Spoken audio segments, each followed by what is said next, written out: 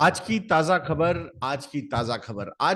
खबर की शुरुआत 6000 लाइक्स की रिक्वेस्ट के साथ मैं आप लोगों के सामने यहां पे कर रहा हूं। आइए दोस्तों, आज की ताजा खबर में 3 सेक्शन में ये वीडियो को हम बांटेंगे। तो पहला होगा world economy, second will be Indian economy और थर्ड मार्केट रिलेटेड या फिर कंपनी स्पेसिफिक न्यूज को हम एनालाइज करने की कोशिश यहाँ पे करेंगे। तो वर्ल्ड इकोनॉमी में अगर हम बात करते हैं तो डेफिनेटली आजकल सबसे ज्यादा जो बात हो रही है वो रिसेशन की ही हो रही है। और उसी का इम्पैक्ट मतलब जो डेवलप्ड वर्ल्ड है, जैसे कि यूएस हो या फिर यूरोप हो, तो यहाँ पे जो रिसेशन आ रहा है उस रिसेशन का कहीं ना कहीं इम्पैक्ट इमर्जिंग वर्ल्ड पे भी हो सकता है। And it is visible also. आप लोगों ने देखा होगा कि ग्लोबल ग्रोथ के जो एक्सपेक्टेशंस है वो यहाँ पे ऑलमोस्ट ऑलमोस्ट 2% तक नीचे लाए गए हैं because of this recession talks in US and Europe. अब इसका अगर आप इम्पैक्ट देखोगे तो डेफिनेटली कहीं ना कहीं बहुत सारी जो इमर्जिंग इकोनॉमीज है, एक तो क्रूड ऑयल बहुत ज्यादा इंपोर्ट होता है, उसके हाई प्राइसेस से वो एक प्रेशर है ही, प्लस यूएस जैसी इकोनॉमीज या फिर यूरोप जैसी इकोनॉमीज जो इनको बहुत सारी सर्विसेज या फिर प्रोडक्ट्स के लिए इमर्जिंग इकोनॉमीज पे डिपेंडेंट है। तो यहाँ पे अगर स्लो डाउन आता है या फिर कुछ कंजम्पशन स्लो होता है तो डेफिनेटली उसका इम्पैक्ट होगा ही होगा इमर्जिंग इकोनॉमीज पे भी। बाकी फेडरल रिजर्व का जो हॉकी स्टैंड है, वहां पे फिर से एक बार बातें हो रही है कि 75 बेसिस पॉइंट्स का रेट हाइक की। बट अभी भी मतलब थोड़े से टॉक्स चल रहे हैं कि शायद यूएस हार्ड लैंडिंग नहीं करेगा, it will be a soft landing. What is how we are going to derive what is hard landing and soft landing? अगर यूएस इकोनॉमी रिसेशन में जाती है तो it means it's a hard landing, और अगर US economy GDP growth slow down पे ही सीमित हो जाती है, यानी कि अल्टीमेटली जीडीपी तो स्लो होगा ग्रोथ उसकी, बट पॉजिटिव टेरिटरी में ही यूएस रहेगा, अगर ऐसा हुआ तो उसको माना जा सकता है it could be a soft landing. So देखते हैं क्या होता है।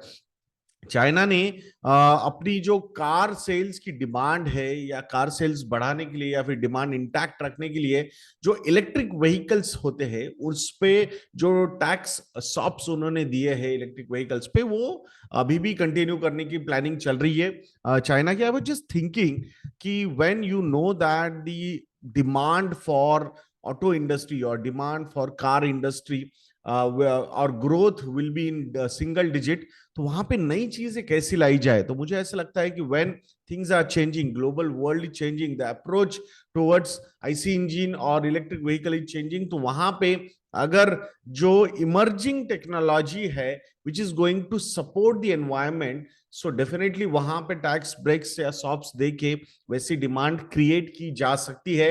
तो पुराने व्हीकल्स को डंप करके नए व्हीकल्स लिए जा सकते हैं। So it's a good case study overall all over world, मुझे ऐसा लगता है। सो कार की जो डिमांड है एटलीस्ट नेक्स्ट 30 से 40 साल की, मुझे लगता है इसी थीम पे चलेगी कि IC engine to electric vehicle से ये शिफ्ट होगा, तो वहां पे नया डिमांड जो है सिंगल डिजिट वो तो रहेगा ही, प्लस जो पुरानी गाड़ियां हैं उनको रिप्लेस किया जा सकता है। So that could add a new demand and that's how things work. मुझे लगता है this is a very good case study from the business growth point of view, how things change, ये हमने यहाँ पे देखना चाहिए। अब इंडियन इकोनॉमी के बारे में बात करेंगे तो इंडियन इकोनॉमी में इन्फ्लेशन जो है वो अक्टूबर महीने से कूल ऑफ हो सकता है, ऐसा मानना है शक्तिकांता दास जी जो हमारे आरबीआई गवर्नर है। I think he is right also, because October से बेस इफेक्ट काफी ऊपर चला जाएगा।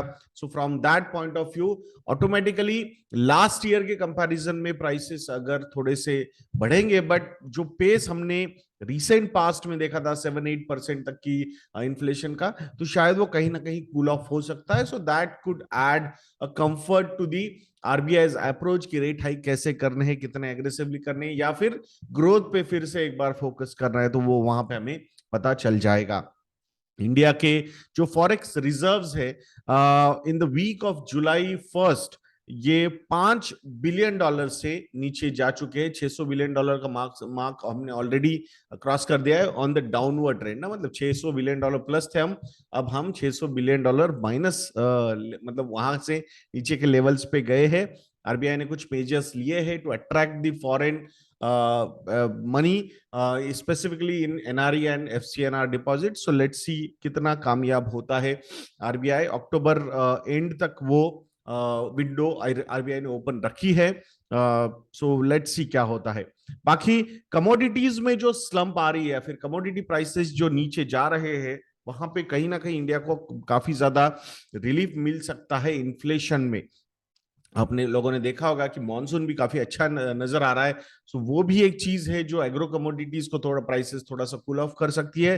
प्लस ग्लोबल वर्ल्ड में ये जो मतलब सॉरी इंडस्ट्रियल कमोडिटीज जो है, स्टील, कॉपर, एल्यूमिनियम, तो इनके प्राइसेस घटना ये भी काफी अच्छा मतलब एक संकेत नजर आ रहा है.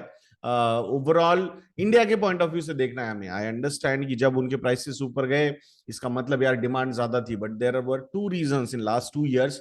एक डिमांड ज्यादा थी, इसके लिए प्राइसेस ऊपर जाना is understandable, but supply chain में प्रॉब्लम्स होके, सप्लाई चेन कंस्ट्रेंट की वजह से प्राइसेस ऊपर जाना, I think that is not a good sign. So hopefully that particular angle, supply side वाला जो है, वो यहाँ कहीं ना कहीं सेटल होता हुआ नजर आ रहा है. So that's a positive sign. अब श्रीलंका में जो क्राइसिस हो रहा है, उसकी वजह से कुछ अपॉर्चुनिटीज इंडियन एयरपोर्ट्स के लिए और इंडियन ऑयल मार्केटिंग कंपनीज के लिए प्रेजेंट हो रही है. तो श्रीलंका में ETF अवेलेबल नहीं है, एंड दैट्स व्हाई कि वहां पे जो एयरलाइंस फ्लो करते मतलब फ्लाई करती थी, तो वो अब या तो इंडियन साउथ इंडियन एयरपोर्ट्स पे कर रही है, और ऑयल की जो रिक्वायरमेंट है ATF फ्यूल की, तो वो इंडियन OMCs उनको इन्हीं एयरपोर्ट से प्रोवाइड कर रही है. तो ये एक opportunity in the short duration available हो चुकी है साउथ इंडियन एयरपोर्ट्स के लिए and Indian oil marketing companies के लिए ऑल्सो.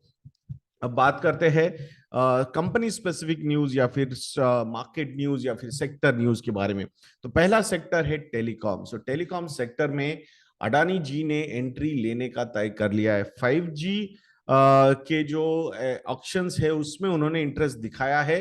तो आफ्टर अंबानी मतलब Jio, Airtel, Vodafone, now Adanis are also interested in that, but they said we are not interested in B2C business, या फिर जो भी हम स्पेक्ट्रम ले रहे वो हमारे बिजनेसेस के लिए ले रहे, स्पेसिफिकली हमारा जो पोर्ट्स के बिजनेसेस है उनके लिए उनको वो चाहिए. सो एक बार आ गया वो नेटवर्क, सो बाद में वो डिसाइड कर सकते हैं अगर जाना है नहीं जाना है किसी और टाइप ऑफ बिजनेस में भी यूजिंग दैट पर्टिकुलर स्पेक्ट्रम. सो एक इंटरेस्टिंग चीज हो सकती है. हो सकता है इस न्यूज का असर आज टेलीकॉम स्टॉक्स पे होगा. सो देखेंगे क्या होता है.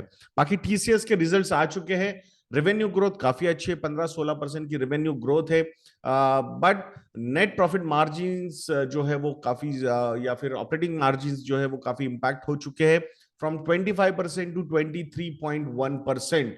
सो आई थिंक डेफिनेटली ये it's a big fall for TCS margins. जब रेवेन्यू इतने अच्छे ग्रो हुए हैं बट प्रॉफिट सिर्फ 5-6% से ग्रो हुआ है, इसका मतलब जो प्रेशर है सप्लाई साइड का, यानी कि एम्प्लॉय कॉस्ट का जो प्रेशर है कंपनी पे, वो यहाँ पे बढ़ता हुआ नजर आ रहा है. Attrition is also eight 19.1%, which is I feel is at all time high level. अगर हम TCS की बात करते हैं लास्ट 12 मंथ्स के उसके बारे में मैं बात कर रहा हूँ, तो deal wins are strong. 8.1 8.2 billion dollar का डील है हुए है. So I think that is really good from that point of view. European जो मार्केट्स है वहां पे थोड़ा स्लगिशनेस नजर आ रहा है because of the Ukraine Russia war also. Plus जिस तरीके से रिसेशन प्ले आउट हो सकता है यूरोपियन कंट्रीज में, I think that would be little severe compare to US. सो आई थिंक वो भी एक चीज है जो वहां से जो उनके क्लाइंट्स है जहां पे डील्स की बातें चल रही थी बट एग्जीक्यूशन वहां पे कंप्लीट नहीं हो रहा है. सो वेट एंड वॉच सिचुएशन में है यूरोपियन MNCs कि क्या करना है, या फिर IT स्पेंड कितना करना है, या फिर वो जो बजट्स उन्होंने रखे थे वो कहीं ना कहीं रिवाइज होते हुए नजर आ रहे हैं. सो लेट्स सी. सो वो बट नॉर्थ अमेरिका से काफी अच्छा बिजनेस एक्सपेक्टेड है TCS को. So they are focusing on that particular growth also, specifically in FY23 की अगर हम बात करते हैं. महिंद्रा एंड महिंद्रा में आपने लोगों ने न्यूज देखी होगी, उनकी इलेक्ट्रिक व्हीकल बिजनेस में इन्वेस्टमेंट आई है. And Mahindra and Mahindra is open to investing in EV battery cell maker. So EV battery cell maker अगर स्पेशली कोई कंपनी है जो सिर्फ उसी पे फोकस कर रही है, तो Mahindra and Mahindra is interested in investing in that company to secure supplies, क्योंकि अल्टीमेटली इलेक्ट्रिक व्हीकल्स में ये एक बहुत ही इंपॉर्टेंट फैक्टर है, ईवी बैटरी सेल मैन्युफैक्चरिंग।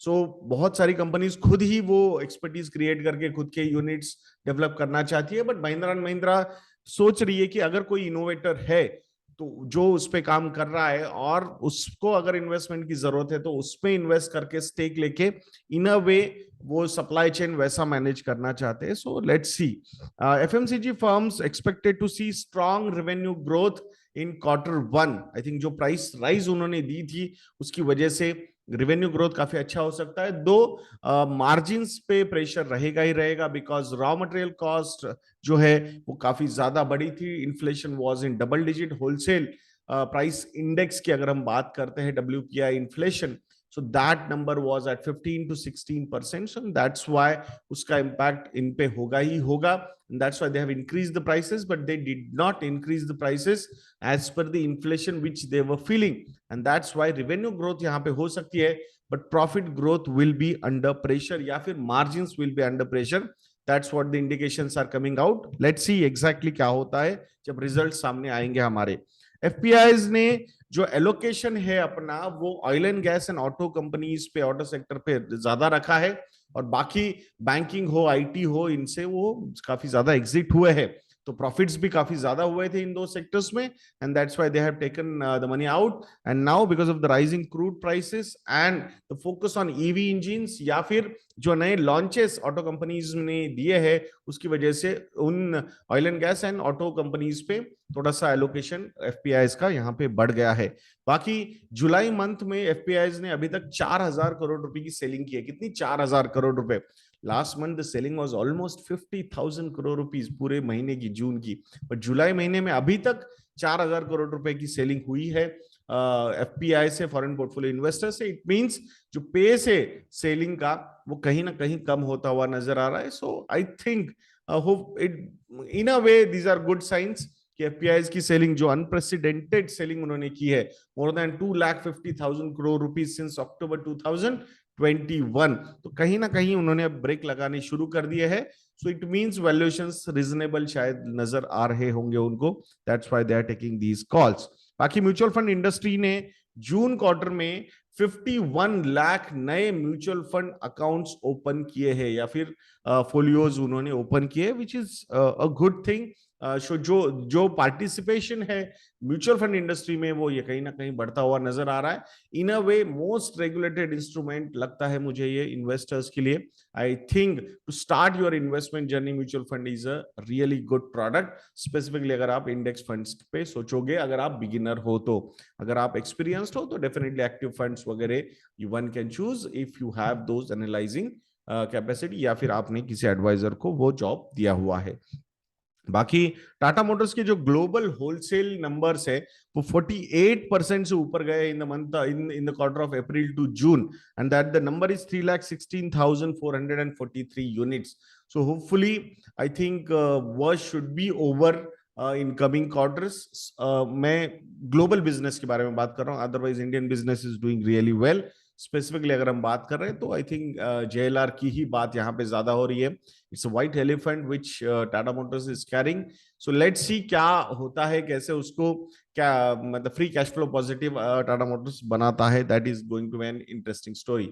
अगर टाटा ग्रुप के बारे में ही बात करें तो टाटा टेक्नोलॉजीज, ये जो कंपनी है टाटा ग्रुप की, उसका आईपीओ शायद मार्च एंड तक आ सकता है, मार्च 2023 तक आ सकता है।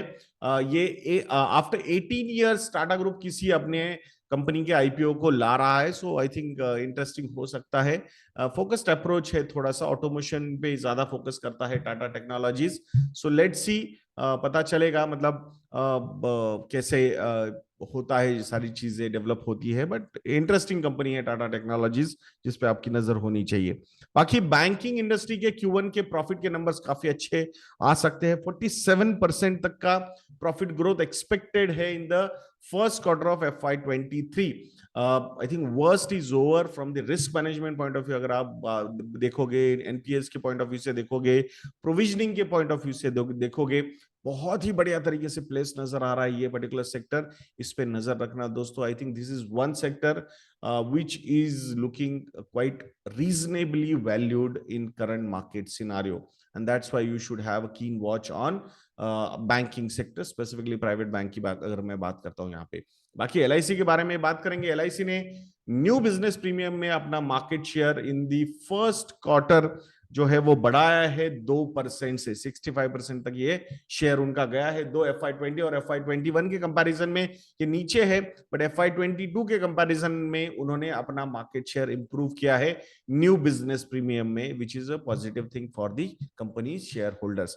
सो कैसा लगा आज का एपिसोड दोस्तों, ये कमेंट सेक्शन में लिखना मत भूलिएगा। और अगर आप लोगों को लगता है कि हम अच्छा काम कर रहे हैं तो हमारे मॉडल पोर्टफोलियोज को सब्सक्राइब करना मत भूलना दोस्तों। यज्ञ YADNYA ये प्रोमो कोड एक्टिव है, आपको 30% का डिस्काउंट हमारे मॉडल पोर्टफोलियो सब्सक्रिप्शन पे मिल सकता है। If you are are existing subscriber, I think बहुत ही अट्रैक्टिव ऑफर्स आपके लिए अवेलेबल है।